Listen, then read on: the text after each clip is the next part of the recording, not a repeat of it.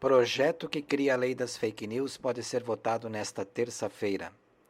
Está previsto para terça-feira, dia 2, a votação no Senado da PL 2630/2020, projeto que cria a Lei Brasileira de Liberdade, Responsabilidade e Transparência na Internet, já chamada de Lei das Fake News. O texto visa garantir a autenticidade e integridade à comunicação nas plataformas de redes sociais e mensageiros privados para desestimular o seu abuso ou manipulação com potencial de causar danos individuais ou coletivos.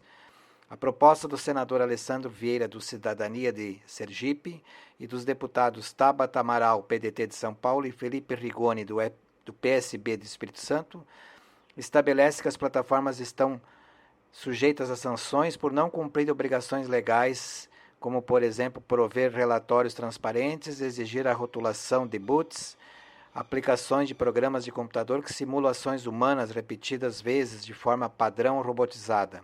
Ou seja, ao destacar correções feitas por verificadores de fatos independentes.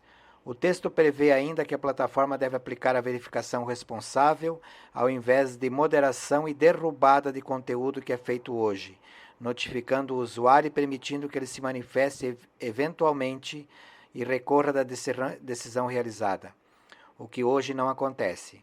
O PL não prevê em nenhum trecho a retirada de conteúdo. As sanções vão desde a advertência, com indicação de prazo para adoção de medidas corretivas, multa, suspensão temporária das atividades, até proibição de exercício das atividades no país. É um projeto técnico que cuida das ferramentas que são utilizadas sem criminalizar e sem causar nenhum tipo de risco de censura. Nós preservamos o direito à livre expressão das pessoas, mas buscamos a responsabilização pelos seus atos. É muito importante cuidar disso e cuidar também das responsabilidades das plataformas, que afinal de contas ganham bilhões com todo esse trânsito de dados em suas redes, afirmou Alessandro Vieira.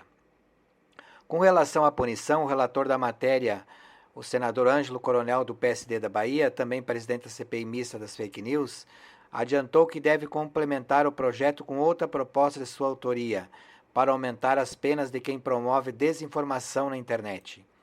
É um projeto que visa coibir essas práticas dessa gangue digital que utiliza-se de perfis falsos para depreciar famílias e instituições. Então, nós precisamos fazer com que o Senado aprove esse projeto e ampliar as penas para essas pessoas que foram pegas praticando esse mal, esse delito de depreciar as pessoas, disse o senador. O senador Otto Alencar, do PSD da Bahia, vítima recente de notícias falsas na internet, é outro defensor de punição mais rigorosa para os crimes cibernéticos.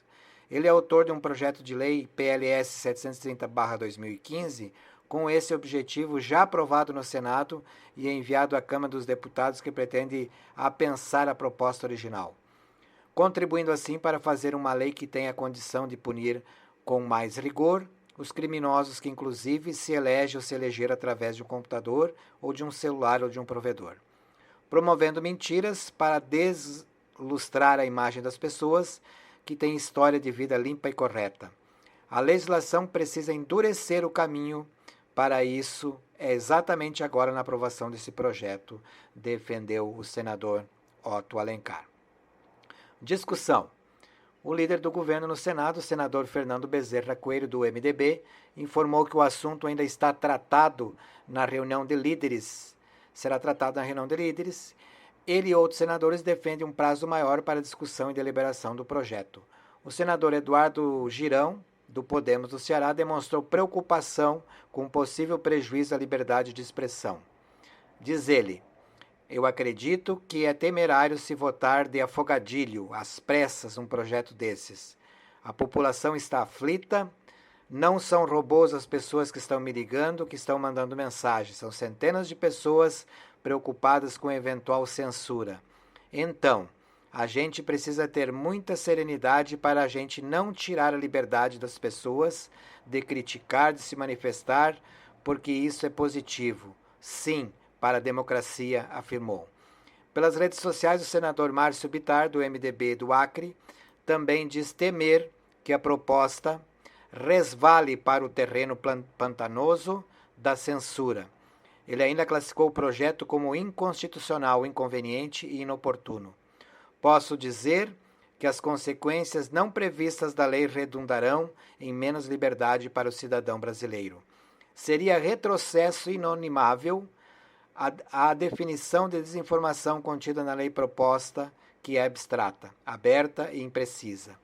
Tal erro de origem gera monumental e flagrante insegurança jurídica.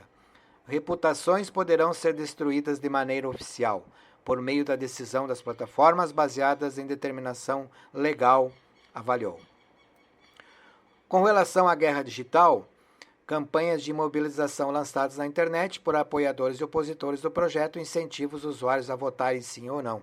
Na consulta pública sobre a proposta promovida pelo portal e-Cidadania do Senado, até o fim da tarde da terça-feira, dia 29, o placar estava praticamente empatado, com pouco mais de 122 mil votos para cada lado.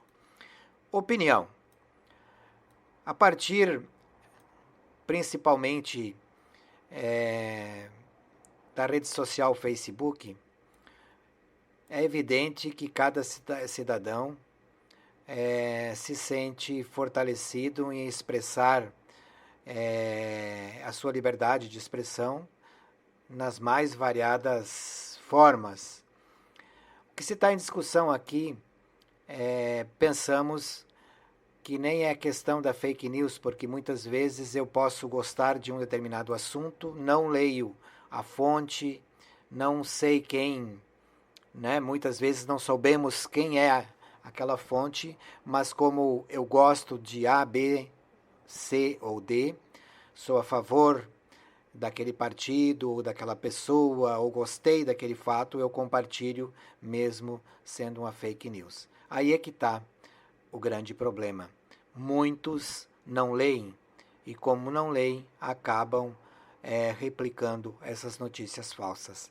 A questão toda se resume numa questão de leitura. Nós temos que aprofundar a nossa leitura e procurar entender e buscar um pouco as fontes que são verdadeiras e buscar o próprio sites como o Senado, Câmara dos Deputados, as secretarias de governo, para saber realmente as fontes e o que está sendo debatido e votado. Com relação a tudo isso, fica a dica. O povo precisa ser instruído com relação a isso. Isso passa pela educação.